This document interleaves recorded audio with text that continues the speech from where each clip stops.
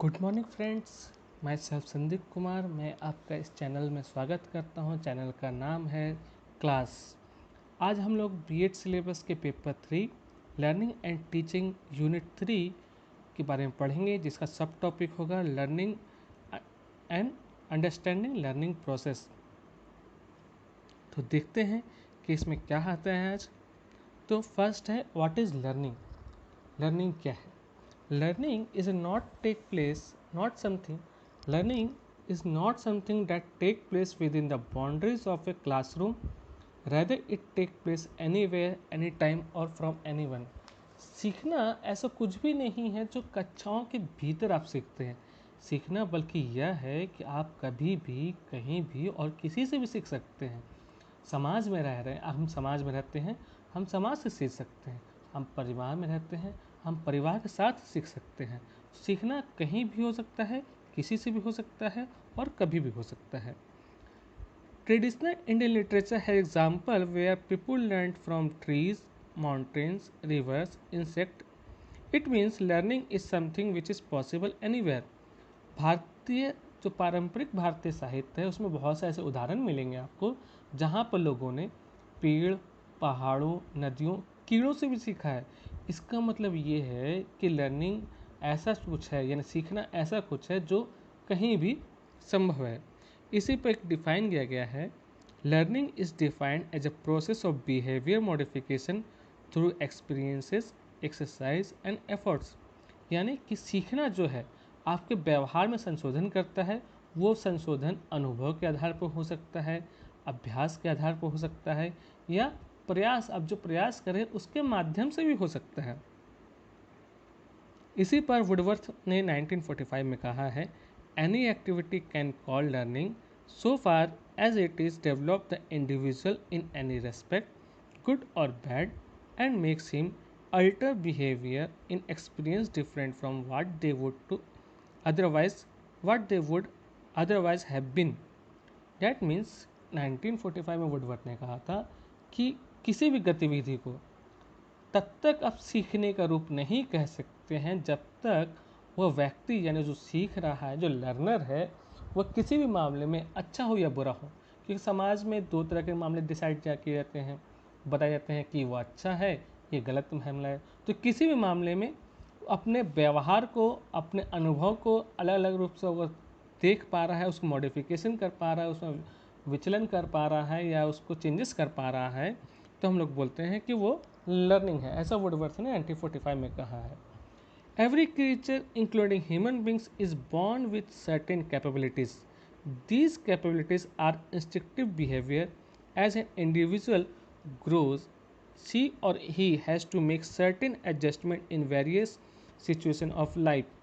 जो हर इंसान है, जो प्राणी जन्म लेता है, जो इंसान मनुष्य जन्म लेता है, वो कुछ अपनी विशिष्ट क्षमताओं के साथ पैदा होता है और इन क्षमताओं को अपने व्यवहार के रूप में आप किस तरह से यूज़ कर रहे हैं, उसको किस तरह से आप यूटिलाइज कर रहे हैं अपने जीवन में, अपने डे टू डे लाइफ में, ये लर्निंग का ही पार्ट होता है।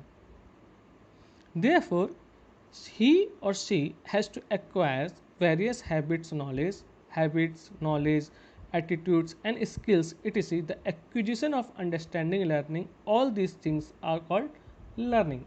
That means कि आप जो जीवन में सीख रहे हैं, जो लर्निंग अपनी क्षमताओं के साथ अपने जीवन का रूप लिया है, जन्म लिया है, उसको, आदतों को, अपने ज्ञान को, अपने दृष्टिकोण को, आपका जो देखने का तरीका है, अपने कौशल को अपने अंदर किस तरह से समायोजित कर रहे हैं और उससे लोगों को समझ रहे हैं, चीज़ों को समझने में उपयोग कर रहे हैं, ये लर्निंग का एक पार्ट हो सकता है, यानी कि अधिगम इसको हम लोग कह सकते हैं।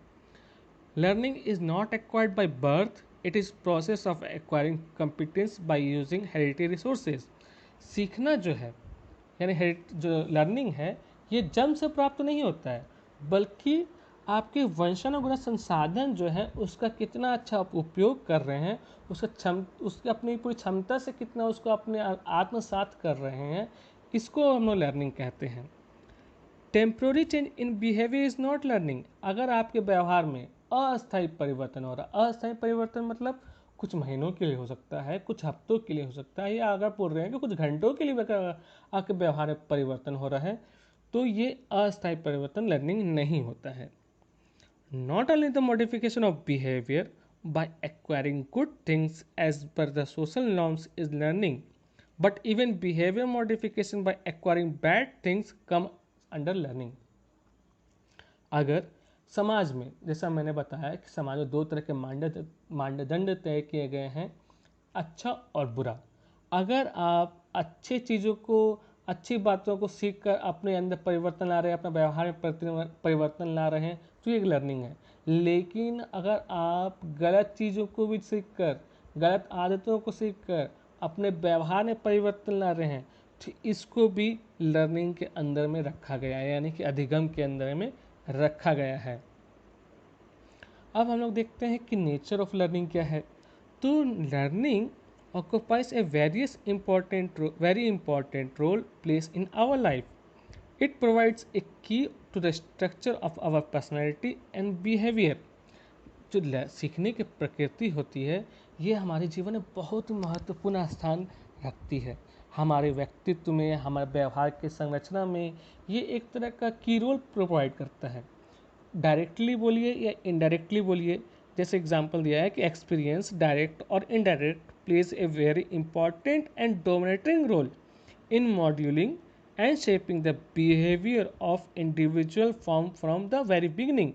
यानी कि जो अनुभव है, प्रत्यक्ष या अप्रत्यक्ष यानी डायरेक्ट या इनडायरेक्ट रूप से आपका व्यक्तित्व, यानी कि आपका जो बिहेवियर है, आपका जो क्या बोले, आपको शेपिंग ऑफ द बिहेवियर, आपका जो तरीका है बात करने का, बोलने का, रहने का, इसमें व्यवहार को ढालने में और आकार देने में महत्वपूर्ण और प्रभावी भूमिका जो है निभाता है। जैसे एक एग्जाम्पल देते हैं, एग्जाम्पल दिया है कि जैसे छोटे बच्चे को एक लैम्प जल रहा है। अब वो लैम्प, आप जानते हैं कि बच्चा अगर उस लैम्प को छू देगा शायद उसे जलन महसूस होगा, जल जाएगा। लेकिन वो बच्चा बार बार आप उस छूने को अग्रसर हो रहा है और आप बार बार उसको पकड़ के ले आ रहे हैं। एक टाइम के बाद आप उसको छोड़ देते हैं कि जाओ तुम इसको टच करके देखो, अब तुम उसको खुद समझ में आएगा। तो बच्चा उस पर अग्रसित है, उसको शायद पता नहीं है कि इससे क्या इफेक्ट होगा, लेकिन जैसे ही उसको छूता है उसको अनुभव होता है कि नहीं, इससे मुझे जलन महसूस होगी और मुझे इससे दूर रहना है। तो बच्चा क्या है, यहाँ पर सीख रहा है और उस निष्कर्ष निकाल रहा है कि अगर हम इस गलती को दोबारा करेंगे तो दोबारा मुझे जलन महसूस होगी। तो यानी अपने व्यवहार को संशोधित कर रहा है कहीं ना कहीं, अपने जीवन में वो अपने एक अनुभव सीखा कि ऐसे चीज़ों को नहीं छूना चाहिए। जैसे these changes in behavior brought about by experience are commonly known as learning, and this process of gaining experiences, drawing conclusions and changing behaviors goes one from womb to tomb। यानी कि अपने जीवन में अनुभव द्वारा व्यवहार में लाए गए परिवर्तन में जो सीखने की प्रक्रिया है, इसको आप लर्निंग बोल सकते हैं। और इसको अनुभव का प्राप्त करने के लिए, निष्कर्ष निकालने के लिए हमेशा व्यवहार में परिवर्तन होता रहता है कहीं ना कहीं, और ये जन्म से मृत्यु तक चलती रहती है। ऐसा नहीं है कि आप जन्म ले लिया और कुछ सालों बाद बोलेंगे कि मेरा लर्निंग की प्रक्रिया, सीखने की प्रक्रिया जो है ख़त्म हो चुकी है। ये ऐसा आप कभी नहीं बोल सकते। ये मृत्यु तक, जब तक आप जी रहे हैं, जब तक आपका जीवन है, तब तक आप सीखने की प्रक्रिया से गुजरते हैं। और जब तक मृत्यु नहीं होती है तब तक ये सीख रहे हैं, क्योंकि हर पल एक इंसान या प्राणी जो है कुछ न कुछ अपने व्यवहार में परिवर्तन लाता है, सीखता है, अपने आस पड़ोस से, अपने भाईचारों से, अपने समाज से, अपने देश से, दुनिया से सीखते रहते हैं। Learning is a process not a product. Learning सीखने की प्रक्रिया है, ना कि उसको उत्पाद के रूप में देखा जाए। Learning is a progressive goal और डायरेक्टेड। लर्निंग एक प्रोग्रेसिव गोल है, यानी उद्देश्यपूर्ण निर्देशित लक्ष्य है। Learning is generally involves some degree of permanence, यानी कि अधिगम जो है आमतौर पर कुछ हद तक अस्थायित्व रूप में शामिल होता है। Learning is universal and continuous. Learning जो है, यानी सीखना जो है, सार्वभौमिक है और ये निरंतर चलने वाली प्रक्रिया है, कभी खत्म ना होने वाली प्रक्रिया है ये। Learning is comprehensive. लर्निंग का जो समायोजन है ये बहुत ही व्यापक है। आप इसको छोटा में ऐसा नहीं है कि नदी की तरह है कि छोटा सा नदी है, ये समुद्र की तरह है। समुद्र में जितना अंदर गहराई में जाओगे उतना गहराई बढ़ती जाएगी। तो लर्निंग जितना सीखेंगे, यानी जीवन पर्यंत में जितना हम सीखेंगे उतना लर्निंग लगेगा कि अभी और बहुत कुछ सीखना है। Learning is prepares for adjustment, ये हम लोग को समायोजन के लिए, लर्निंग जो है सीखना जो है समायोजन के लिए बहुत हद तक तैयार करता है। लर्निंग इज ऑर्गेनाइजिंग एक्सपीरियंस, ये हम लोग के जो व्यवहार में अनुभव आया है, व्यवहार से जो अनुभव आया है इसको व्यवस्थित करने में हमारा हेल्प करता है।